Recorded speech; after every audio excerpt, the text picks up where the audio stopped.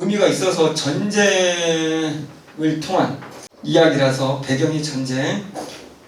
제목에서 사수가 나야? 그럼 궁금해. 나가 사수야. 누구를 쏠까? 슬프게도 누굴 쏴? 친구를 쏴.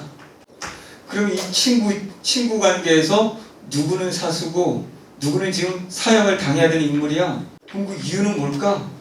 전쟁, 인연. 이거는 외부적 요소. 두 사람이 경쟁하고 서로 죽이는. 원래는 친구야. 친한 친구인데 얘네들은 끊임없이 경쟁을 합니다. 외부적인 요소에 의해서. 의도치 않게. 거기까지. 일단 좀 자세히 보도록 할게. 일단 제목으로 할 수 있는 거는 쏜다. 누구 쏘냐? 친구를 쏜다. 왜 친구를 쏘냐? 전쟁이라서 어쩔 수 없이 서로 다른 이념의 갈등에 놓여있다. 그래서 친구는 이제 우리는 남쪽이 아니겠지. 북조선에 가까운 이념이겠지. 그래서 친구임에도 쏠 수밖에 없는 상황이다 라는 거지. 그러면서 이거를 쏘고 나서 얘가 쓰러져. 근데 직접 쏘지는 못해. 다른 사수들이 친구를 쏘고 친구가 이미 쓰러진 상태에서 나도 방아쇠를 그 다음에 당겨. 그러니까 결국 친구를 쏘지는 못한 거지. 다른 사람들의 사수에 총을 맞는 거고, 사수가 A, B, C가 있으면 B, C한테 맞은 거고, 친구는 쓰러지고 나서 얘도 어쩔 수 없이 사수니까 총을 쏜 거일 뿐. 그래서 끊임없는 이게 마지막 결투인데 여기서도 자기는 계속 패했다고 생각을 해. 친구를 쏘지 못했다 이거지. 그래서 이 총을 쏘고 난 이후부터 현대소설이기 때문에 과거를 회상, 친구와 내가 얼마나 외부적 요소로 경쟁을 할 수밖에 없었는지를 회상하는 구조로 이루어져 있어. 인물들의 끊임없는 갈등과 경쟁이 자신들의 의지보다는 뜻하지 않는 외부적 요소에서 많이 움직인다는 걸 보여주고 싶은 소설인데, 그 외부적 요소에 가장 대표적인 걸로는 전쟁, 우리 6.25라는 걸로 친구 사이를 갈라놓는 이 구조거든. 그래서 사수 나 1인칭 주인공이고 나가 나왔으니 비는 친구고 6.25 전쟁 때 외세에 의한 민족의 비극이다 라고 사형을 하게 되는 계기.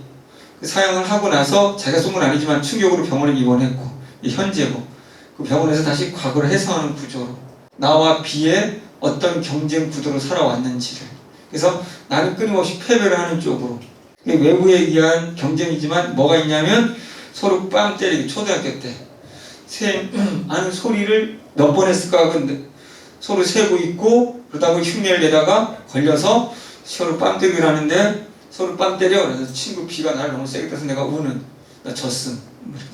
2. 공기총 쏘기로 경위. 이 나와 B 그 사이에 경위가 있어. 원래는 나하고 경위가 사귀었는데 결혼은 나중에 경위랑 B랑 하지. 그렇지? 그래서 여자친구 차지하기 위해서 공기총 쏘기에서 내가 또 귓볼을 맞으면서 내가 졌어. 여자친구 이제 빼앗기는 이런 구조거든. 세 번째 싸워. 이제 세 번째 싸우는데 경희와 비와의, 원래는 나와 경희가 이런 상황에서 여자친구를 빼앗겼지만 다시 경희랑 내가 사귀는데, 전쟁이 터지면서 나와 경희랑 헤어지고 나는 죽었는지 살았는지 알 수가 없고, 경희 곁에는 비가 있어서 둘이 결혼할 수밖에 없는. 그래서 역시 패배. 네 번째 패배는 지금 것처럼 드디어 내가 유일하게 이길 수 있는 시간이 왔어. 내가 그냥 가만히 멈춰있는 이 죄수를 쏘기만 하면 돼. 근데 그거조차 쏘지 못했다는 거지. 쏘면은 군면이 아니래. 잘됐다 이놈, 내가 지금 마지막에 널 죽여주리라. 그러면 이제 군면이 아니잖아요. 군면이 돼야 되기 때문에 나는. 그렇기 때문에 여기서도 패배를 하는 게 FM 논리가 되는 거지. 막 쏴대면 안 되잖아, 친구. 쏘지 못한 패배. 어쨌든 전부 다 외부에 의한 그런 대결 부대였다라는 거. 인간의 삶에서 전쟁도 배경으로 하지만 인간의 본질로 시험이 나온다면 외부가 본질이 되는 거고, 시대적 배경을 한다면 전쟁의 아픔을 이야기하려고 하는 거고, 보기가 뭐가 나오냐에 따라 달라지겠지. 자, 인물 간의 관계를 좀 보시면 사수에서 나와 비는 어린 시절부터 오랜 친구를 지내왔지만 둘은 사고방식이나 행동, 좋아하는 대상 등에서 우연하게도 많은 일치점을 보이게 되고, 그 다음부터 경쟁을 하는 거지. 이들의 경쟁을 유발한다. 이들의 경쟁은 결정타, 외부적 요인에 의해 나타나기도 하고 특정한 목표 달성에서 나타나기도 하는데, 경위, 나와 비는 경쟁의 대상인 자, 오랜 친구로 승자와 패자가 모두 피해자가 되는 소모적인 대결을 지속하는 운명적인 관계. 무녀도의 이 무가 무당할 때 무당여인 그냥 무속할 때 이게 이렇게 쓰거든 한자. 그 무당은 이 하늘과 땅 연결해주는 사람인데 이 사람이 공중에 떠 있는 사람. 그러니까 얘는 반은 사람, 반은 인간. 잡신 같은. 그래서 사실은 무녀들이 나온다면 이거 굉장히 중요하죠. 그러니까 무녀들이 나오면 무조건 뭐야? 신과 인간의 세계를 연결해주는 존재로서의 이야기가 나온단 말이지. 그래서 이 무녀도라는 제목 자체를 딱 보자마자 아 이건 우리 전통적인 신앙이네 이렇게 하면 돼. 전통적 신앙으로서 우리 신, 자연 뭐 등등. 그래서 신과 우리 인간을 연결하는 그런 역할을 하는 전통적인 신앙인데 그럼 이게 왜 중요한가요? 이제 전통신앙 무당들 굿. 슬프게도 이 아들이 이제 기독교야. 집 나갔던 아들이 기독교인이 되어서 돌아와. 그럼 이게 참 잘된 게 한 집안 안에서 서로 다른 종교의 갈등이잖아. 서로 다른 종교의 갈등이기 때문에 우리나라 근대화되면서 이 우리나라의 전통신앙이 무속신앙이 이제 새로운 근대화된 종교로 인해서 점점 사라져가는 그런 현상. 뭐가 더 낫다가 아니고 초점은 얘 제목이 이거니까 그런 걸 다루고 있다. 그래서 이거는 가족 내의 갈등이지만 그건 우리 가족 내의 갈등으로 머무는 것이 아니라 분명히 보기는 그 당시 시대상 우리 전통적인 종교의 어떠한 상황 요거를 드러내려고 하는 거다. 이 제목으로 무녀도로. 그럼 좀 더 세부적으로 한번 해볼게요. 우리 소설의 기본은 뭐라고? 인물의 관계도만 잘 잡으면 돼. 지문 안 봐도 돼.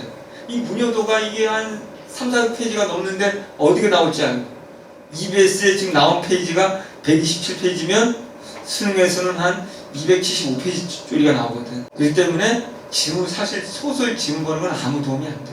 전체 맥락 속에서 그냥 보는 거지. 소설 지문은 빠르게 넘어가요. 그래서 EBS 내가 보는 친구들은 선생님 왜 이렇게 소설 지문을 대충 넘어가요? 그거 안 나와. 이건 나와도 이 뼈대를 이해해야 되는 거지. 그 지문을 왜 파고 있어? 그 지문이 안 나오는데. 고전술도 똑같고. 현대시는 나오겠지. 지문이 딱 요거니까. 고전시가 그 지문 안 나와. 왜? 여러 수 있는 것 중에 고전시가 1, 2, 3수가 나왔으면 그 다음 고전시간은 7, 8, 9수가 나와. 전체 맥락을 보고 해석하는 연습이지. 보시죠. 그러면 전체 맥락 속에서 자, 무녀도라는 이게 무녀도가 그림이야. 그림. 무당이 그려져 있는 그림. 이게 외화와 내화로 돼 있어. 그래서 나라는 인물이 나와. 외화. 그럼 당연히 외화는 이제 1인칭이고 그리고 할아버지한테 내가 이 무녀도라는 그림에 얽힌 이야기를 듣게 돼. 그 그림의 이야기가 진짜 소설의 내화가 되는 것이고. 액자 구성. 뭐 액자 구성이랑 그렇게 암기할 필요 없어. 액자 구성이 되면 줄거리에서 보면 알 수 있고 보기로 보면 알 수 있어. 그게 액자 구성인지를. 그걸 캐치하면 돼. 아니면 보기에서 100% 낼 때 액자 구성 작품들은 보기를 이 액자 구성 이걸 가지고 문제를 냈거든. 자, 100% 나온 다음에 이게 나오겠지. 사실은 외화는 별로 중요한 포인트가 아니잖아. 모아하고 우기라는 인물이 나오는데 주인공이 모아야? 무당이야? 엄마야? 자연과 같은 인간과 신의 중간인 잡신. 자연과 대등한 자연 위에 또 신이 있다고 생각하니까. 그리고 우기가 있어. 우기 아들이야. 집 나갔다가 지금 돌아와서 기독교인이 되어 돌아온 종교적인 갈등이야. 그런데 지금 갈등을 하다가 어머니가 우연히 아들을 칼로 찔러 죽입니다. 그래서 어쨌든 비극적인 결말. 아들 일단 죽고 자 어머니도 거의 이제 미쳤겠지? 이런 상황 속에서 지금 어머니의 모습 또 모아의 딸이 낭이야. 근데 이 모아는 자기 딸 낭이가 용궁의 용신의 딸이라고 믿고 있어. 그래서 굉장히 신처럼 모셔 딸을. 그런 어머니가 무당을 굿하고 이런 모습들을 낭이라는 딸이 어머니의 모습을 그린 거야. 이 그림이 무녀도예요. 다시 어떻게 구조가 되냐면 어렵게 된다면 전체에서는 나란 인물이 이 사건을 전달하는 역할이고 이야기를 들어서 이 모아와 우기의 전체 갈등은 낭이라는 딸의 시선으로 모아의 모습을 보고 있는 거예요. 얘는 등장인물이면서 관찰자의 역할을 하는 거지. 근대적 갈등, 인물의 관계. 자, 김동리 문학에서의 우리의 신이란 어떤 개념이냐? 김동리 문학에서 해꽃, 달과 같은 자연과 신은 인간보다 높은 존재지, 자연하고 신은 당연히 인간보다 일단 높아. 인간은 그보다 낮겠지. 묘사됐지만 때때로 신은 홀령이나 잡신과 같은 인간적인 모습으로 그려져 인간과 수평적 선상이 되기도 한다. 신 중에 홀령, 죽은 홀령이나 잡신들, 이런 것들은 인간과 같은 거로 취급돼. 원래 신은 높은데 신에도 계열이 있는 거야. 신, 자연, 인간인데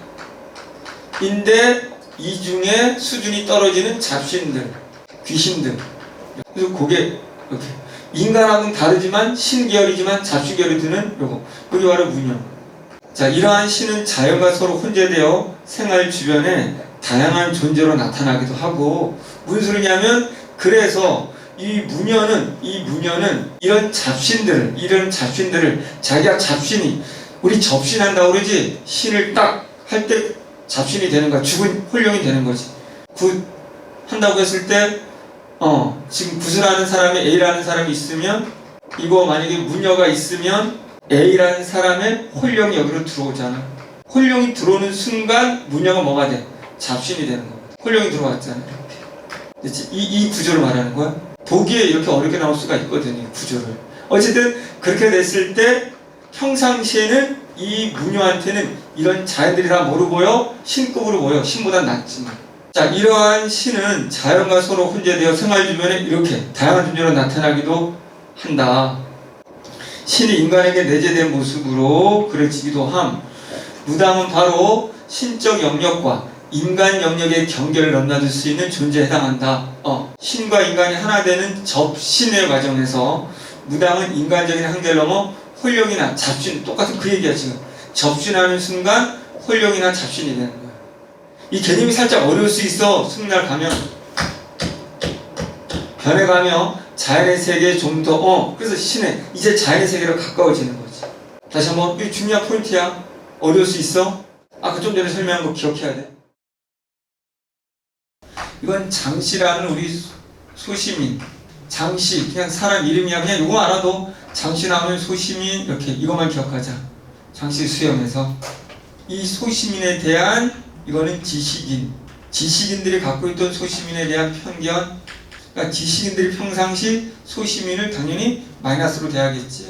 그 편견을 깨는 거지. 여기에 설부장이라는 인물이 원래는 지식인이었어. 근데 지식인에서 내려와서 이제 실직당하면서 본인도 거의 소시민이 되면서 이제 소시민을 올바로 이해하는 과정. 이게 핵심이야. 얼마나 지식인들은 또 소시민의 눈에서 봤을 때 위선적인지. 그럼 일단은 장씨라는 이 부분에서만 장씨, 일반인들 이름 같지 않은 거. 소시민. 요것만 가지고 하면 돼. 자, 실직한 지식인이야. 소시민과 같은 처지가 돼버렸고, 그래서 설부장은 장씨, 이제 소시민의 능력을 발견, 인정하게 돼. 그동안까지는 몰랐는데. 설부장과 장씨가 만나는 공간은 포장마차라는 공간이고, 드디어 이것은 설부장이 실직을 해서 소시민, 그전에는 이 공간 쳐다보지도 않았어. 근데 실직을 하고 나서 만나게 되는 공간이야. 그래서 포장마차라는 그 자체의 공간은 계급적 분화를 상징하기도 해. 아무나 오지 않아? 소시민들이 오는 공간이야? 이렇게 되는 거지. 장씨, 소시민이고 미장이 공사판에 사는 거. 당연히 우리 소시민들은 소외감을 느끼지. 지식인들한테, 지식이나 가정자들한테. 근데 이들은 이중적인 태도를 갖고 있다. 그래서 역시 장씨의 입장에서 그들의 이중성을 간파해내는 거, 그래서 그들을 비판하는 거, 요게 주 포인트입니다. 이거는 특별한 갈등 구조가 있는 것이 아니기 때문에 요거만 지문 안 볼게. 요거만 설명하고 넘어갈게. 지식인에 대한 비판. 장씨의 수염은 80년대 도시에 소외된 서민들의 삶의 애환과 그들의 불만의식을 그린 작품으로 지식인들이나 간자들의 이 소외된 서민들에 대해 취하는 이중적인 모습을 비판적으로, 특히 이러한 불만의식이나 비판적 시선은 소외감을 느끼는 인물에 의해서 드러나고 장치에 의해서 드러난다는 거지. 그리고 그들과 별로 다를 바 없는 상황에 처한 지식인 설부장 그들의 삶과 능력을 발견하고 인정하는 과정을 통해서 허울 좋은 지식인의 모습을 간접적으로 이제 지식인의 모습에서 벗어나 보니 지식인이 얼마나 이중적인지를 깨닫게 된다는 이 구조. 징소리라는 작품의 연작인데 그럼 이제 시험지에 나오는 건 징소리가 뭘 상징하는가? 징 치는 거. 이건 징을 치면서 우리 사실은 농민들이에요, 농민들. 나도 어릴 때 살면 이제 농촌에 뭔가 일이 있고 행사하면 마을 공동체 다 같이 모여서 뭐 징 치고 깽가리 치고 어른들이 놀고 하는 그런 게 있거든. 그래서 그런 농민들을 상징하고 징소리가. 근데 여기서 이 징소리는 댐 건설로 인해 가지고 마을이 수몰이 됐습니다. 물에 잠겼어요. 그러면 댐 건설이라는 것은 바로 도시화, 근대화를 말하는 것이고 산업화. 이거로 인해서 농민들이 고향을 상실하게 되는 아픔을 말하는 것이고, 그래서 주인공이 칠복이가 계속 징을 치는 행위는 다시 이 고향에서의 전통적인 공동체적인 서로 가난하지만 함께하는 전통적인 공통적인 삶에 대한 회복을 소망하는, 또는 이런 것들이 사라진 것에 대한 슬픔을, 한을 상징하는 거라서 이 징소리에 상징하는 다 말하는 징소리가 뭘 말하는데 이런 걸 말한다고. 좋은 작품인데 안 나와서 아쉬운데 그 맥락 속에서는 이거로 인한 우리 농촌의 파괴, 그거에 대한 슬픔, 그거에 대한 회복, 이게 들어가 있다. 보세요. 칠복이 시험도 나온다면 복이 7개나 있대. 반어적 명명법, 이름을 반대로 말하고 있는 거지. 그래서 얘의 슬픔을 더 극대화하지. 얘는 고향을 상실한 농민 국가대표이면서 동시에 아내가 지금 바람이 나서 도시로 떠났고 딸하고 둘이 사는, 그러니까 이래저래 얘는 공동체 파괴, 가족의 붕괴까지. 근데 복이 무슨 7개나 있어. 복이 한 개도 코닥지도 없구만. 반대로 말하는 거지. 고향을 상실한 인물이고 산업화의 강제성, 폭력성. 그래서 이 댐을 건설하는 측량 기사, 자기네 파괴된 고장에 와서 낚시하는 낚시꾼들, 식당 주방장, 아내와 바람나서 도망간, 모두 다 부정적인, 칠복이한테는 폭력성을 상징하는 인물들이 되는 거죠. 여기서 현대의 낚시 이거는 마이너스야. 고전 시간의 낚시는 무조건 플러스고. 그래서 징을 치면서 매몰된 고향에 대한 고향에 대한 그림을 드러내고 있습니다. 여기서의 내용은 이제 칠보 증권이라는 데가 이 칠복이 어떻게 증권회사가 어렵다는 증권회사에 취업을 한 거야. 어느 애가 징을 치는 모습을 칠보 증권 사장이 봅니다. 그래서 사장이 취업을 하는데 너는 점심 때마다 그냥 징을 쳐라. 직원들 점심 먹으라고. 이걸로 취업해서 지금 이런 일자리 있으면 좋을 텐데 그냥 징만 치면 되는데. 그럼 왜냐하면 사장이 징수를 듣고 자기도 고향 시골 사람이야. 향수를 유발한다고 해서 징을 치는 역할로 취업을 합니다. 뭐 증권 이렇게 팔고 트레이딩 하는 게 아닙니다. 그래서 사장과 칠복이, 근데 이 징을 쳤었는데, 그래서 이 증권 직원들도 징수를 들을 때마다 고향을 그리워했었는데 너무 도시에, 이게 도시잖아 증권, 도시에 와서 자기 고향이 상실했고 도시에 와서 도시 사람들에게 고향, 그리고 너무 물질적이지 않은 우리 고향의 어떤 플러스의 정서를 자꾸 일깨워주는 역할을 하는 거거든. 그러다가 징이 사라집니다. 올드 징, 원래 치던 징이 있단 말이야. 고향에 가지고 있던. 그래서 사장이 너 칠복 울지마, 새로운 징 사줄게 했더니 저한테는 새로운 징은 의미가 없을, 고향에 그런 함께했던 그게 묻어있지 않아요. 전 찾을 거예요 라고 했는데, 어쨌든 칠복이를 미워하는 장과장이 있어. 근데 이 장과장이 빼돌렸단 말이지. 그래서 징 사라진 걸 놓고 칠복이랑 갈등 관계를 벌이는 인물의 구조야. 칠복 진권이 잘 안 되면서 징도 잃어버리고 더 이상 역할이 없어진 칠복이는 또 쫓겨나는 그런 신세가 됩니다. 그러니까 이 칠복 증권이라고 하는 걸로 또 회사를 설정한 이유가 뭘까? 오로지 증권은 뭐 물건 만드는 것도 아니고 오로지 돈 놓고 돈 먹기. 물질화의 전형 속에서의 고향, 순수한 공동체적인 애정, 이런 감정들을 대비적으로 보여주는 게 칠복이다. 오케이? 지문은 뭐 이거 안 나올 테니까 의미가 없어. 진의 상징적 의미는 말하는 징소리는 문순태가 쓴 징소리 연작 중 하나로 고향상실의 아픔과 실향민의 한을 다룬 작품이고, 이 작품에서 가장 중요한 소리로 등장하는 징은 그 소리가 멀리까지 울려 민지의 응어해진 아픔을 달래주었던 전통적인 농악기 하나였다는 것이고, 한 아픔, 주인공이 치는 징소리는 실향민, 고향을 잃은 사람에게는 고향 상실의 한을 풀어주고, 도시인에게는 잊고 있던 고향에 대한 향수, 그래서 칠보인권에서 향수. 한편 주인공은 자신이 처온 징에 고향과 관련한 특별한 의미를 부여하고, 새로운 유종은 필요 없어, 유징은 필요 없어, 이렇게 되는 거지. 제목으로 끝날 수 있습니다.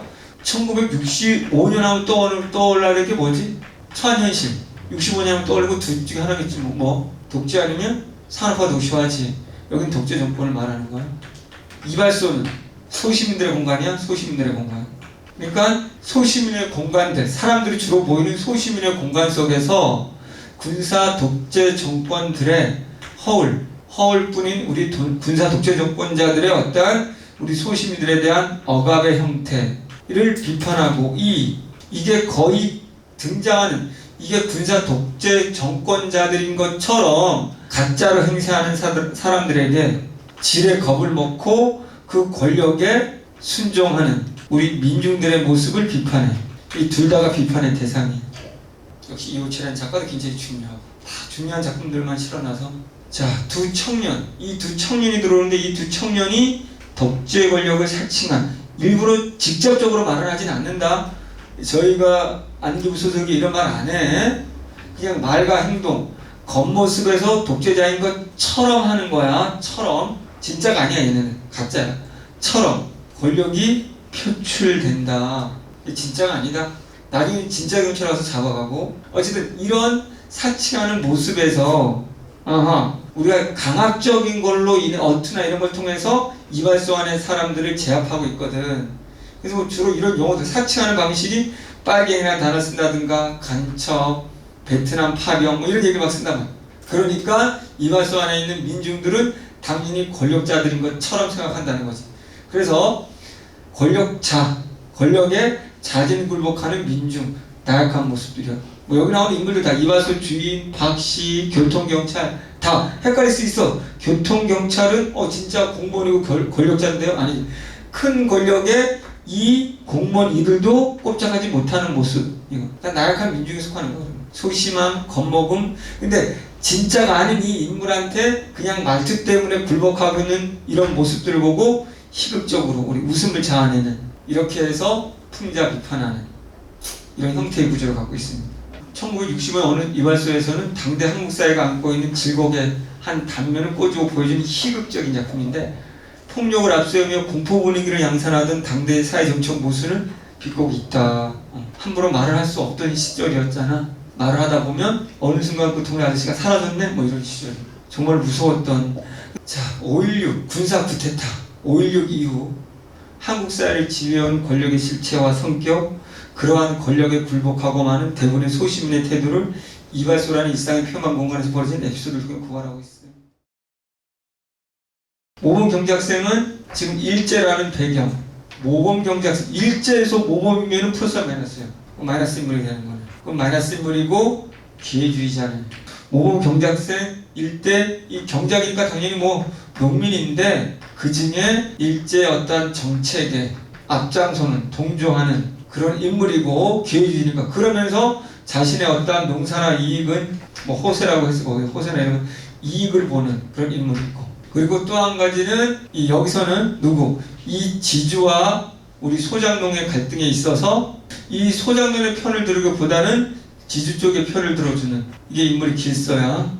그래서 올해 나올 가능성이 조금 있는 9월하고 똑같은 패턴이기 때문에 기회주의자. 이 화살표가 대비적인데 같은 농민인데 얘는 친일적인 농민. 그래서 이 농민들을 리드한다는 목적이지만 자신의 이익과 결국은 일제의 어떤 정책에 앞장서는 인물이지. 그래서 일제의 면장, 일제의 관청들과 플러스지. 서울도 갔다 오고 일본도 갔다 오고. 그래서 이제 어떻게 보면 이제 누구보다 좀 앞서가는 인물인데, 호세, 도지도 오르고 호세도 오르고. 그래서 농민들은 흉년도 들었고, 여기 나오네. 흉년도 들었고, 일제, 수탈, 이런 호세와 한 가구당 내는 세금과 도지, 땅 지주에게 바치는 렌탈료가 올라가는 거지. 그래서 길서를 불허하고 길서의 친일 행각을 이제 깨닫게 되고 분개하고, 모범 경작생이라고 길서의 논밭에 붙어있는 팻말을 뽀개버리는 거지. 그래서 길서는 친일이고 이거를 비판하는 모범 경작생이라는 건 반어적 표현이겠지.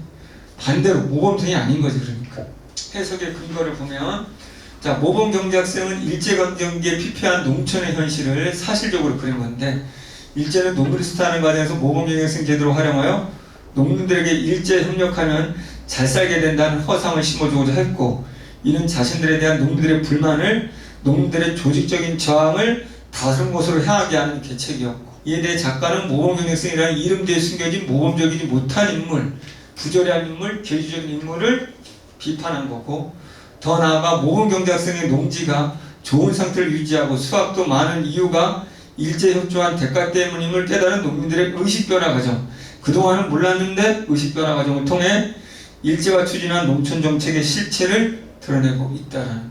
그래서 따로 뭐 하지는 않겠습니다. 지문은 맥락은 요 틀 안에서 다 있기 때문에 오늘 요 정도만 보겠습니다. 이게 배경이 무의도라는 섬이기 때문에 현대잖아. 그러면 섬 사람들, 어떤 사람들이요? 어부, 소시민이겠지. 그럼 이들의 나온 소심들로 하면 삶이 어떻게 되겠니? 가난하고 힘들겠지. 자, 우리 제목으로 일단 제목으로 접근하는 방법. 무의도, 섬 사람들, 어부의 삶. 근데 여기 플러스 얘네가 힘든 이유를 찾아야 되겠지. 소시민 대부분 힘들겠지만 힘든 이유가 이게 일제야, 일제. 그럼 일제가 어부들 생산을 다 뺏어갔나? 이제 일제가 나오면 두 가지가 있어. 그냥 억압적인 측면과 일본으로 인한 일제에 의한 근대화 두 가지가 있거든. 근대화야, 근대화. 그러니까 근대화로 인한 근대화된 어업과 우리 낡고 전통적인 방식의 어업으로 인해서 고달픈 삶을 살아가는 어부들의 삶의 모습을 드러내주고 있단 말이야. 일단 제목으로 할 수 있는 거예요. 제목으로. 그러니까 무의도 기행이라는 건 여기에 나란 인물이 무의도를 여행을 갔다가 무의도에서의 이들의 삶을, 고단한 삶을 전달하는 방식으로 해서 기행이라는 거기 간 거야. 이게 사실 기행은 중요한 포인트가 아니거든. 그냥 내가 가서 듣고 본 이야기를 전달하는 거야. 특히 나란 인물이 몰라야 되지만 중요한 포인트는 아니기 때문에 나란 인물이 가르친 제자가 이제 어업을 나갔다가 죽는 소식을 듣는 그런 구조로 되어 있거든. 그럼 이것도 희곡이니까 소설의 범주니까 인물의 관계만 잘 잡으면 끝난 거거든. 인물의 관계를 자세히 한번 보시죠. 인물의 관계를 보면, 자, 어부의 부모가 있고 천명이라는 자식이 있습니다. 이름 봐봐. 천명이 뭐야? 이름에서 단어. 하늘의 운명. 하늘이 준 운명. 하늘이 준 운명이 뭔데? 어부의 자식이니까 뭐 해야 돼? 여기 끝났어. 이름으로. 어부의 삶을 살아야 되는데 이 천명을 어부의 삶을 부하는 과정 속에서 이 어부의 부모와 갈등 관계에 놓이게 되고, 결국은 천명이니까 그 운명을 거부하지 못하고 바다로 나갔다가 비극적으로 결말을 맞는 구조로 되어 있단 말이에요. 슬프지? 자, 천명, 운명 거부. 어부를 살기 싫어요. 저는 기술을 배워서 육지로 나가서 자동차 트럭 운전수가 될래요. 그랬더니 운명, 절대적인 힘을 거역할 수 없었고 결국은 굴복했어야 되고, 그리고 패배하고 말았다. 이렇게 된 거지. 그래서 비극적인 결말, 배 타고 나서 난파하고 죽음인데, 이 천명이라는 어부의 주인공을 통해서 조선에서 일제 치하에 당한 어민들의 가난한 현실이거나 어떠한 개인의 죽음이지만 이게 우리 조선인들의 어부들의 죽음과 똑같다는 거지. 비극을 상징으로 보여준다는 거지. 어쩔 수 없는 새로운 탈출구를 마련하지 못한 우리 조선민들의 어부들 이야기를 하는. 그래서 어쨌든 이 어부 부모는 조선의 낡은 배, 그렇지만 일본의 근대화된 배로 인해서 점점 힘들어. 그래서 어부는 자식을 배 타기를 소망을 하지만, 생존하기를 욕망하지만 결국 얘가 막내 아들인데 앞에 두 형은 벌써 배에 나갔다가 바다에서 죽었어요. 그럼에도 불구하고 이렇게 세 번째 자식조차도 바다로 나가게 할 수밖에 없는 그런 상황입니다. 그럼 여기에 좀 더 인물이 세부적으로 실제 또 이 어부를 종용하는 또 인물들이 등장하거든. 그래서 천명의 우리 외삼촌, 천명의 외삼촌이 어떻게 보면 배선주인데 일을 하던 사람이 그만뒀어. 그래서 이 자리를 천명을 갖다가 끌어들이려고 외삼촌하고 외숙모가 계속 이 자신의 엄마와 아버지를 압박하는 구조거든. 특히 여기에 아버지는 이 어떻게 보면 외삼촌의 배를 타서 먹고 사는 구조라 말을 들을 수밖에 없는 그런 구조거든. 그래서 별거 아니지만 여기도 역시 조선 배지만 거의 낡은 조선 배지만 그 중에서도 이 부모는 또 이렇게 어떻게 보면 간접적인 억압을 받고 있는 이런 구조거든. 천명을 둘러싼 주변 사람들은 얘는 어린애고 천명을 둘러싼 주변 사람들은 다 자신의 이익을 위해서만 살아가는 모습이, 그러니까 비판하는 모습이 지금 일본에 대한 비판도 있고 조선 어른들의 이 자기 이익적인 측면만을 강조하는 모습도 비판이 되고 있고 여러 가지 요소가 많이 들어가 있어요. 괜찮은 작품이야. 보시죠. 일제강점기 어천의 모습, 일제강점기의 무의도라는 섬마을, 배경이 일제야. 일제 무의도라는 섬마을을 배경으로 당시 우리 어천의 모습을 보여주고 있고 대규모의 자본력과 기술력, 일본 고기 빼는 조선의 어업을 빠른 속도로 잠식, 대부분의 어민이 빈곤층으로 전락. 당연히 이와 같은 열악한 상황 섬 사람들은 살기 어쩔 수 없이 낡은 배를 타고 고기잡이할 수밖에 없다. 한편 천명은 바다를 죽음의 공간으로 인식하고 섬에서 벗어나 육지에 정착하여 새로운 삶을 살고자 하지만 주변 사람들의 강요에 못 이기게 결국 바다에 나가서 죽게 되고, 이 작품에서 그의 죽음은 개인적 비극이 아니라 가난으로 인해 자신의 의지와 상관없이 죽음의 땅으로 내몰릴 수밖에 없는 우리 조선의 어민들을 상징한다.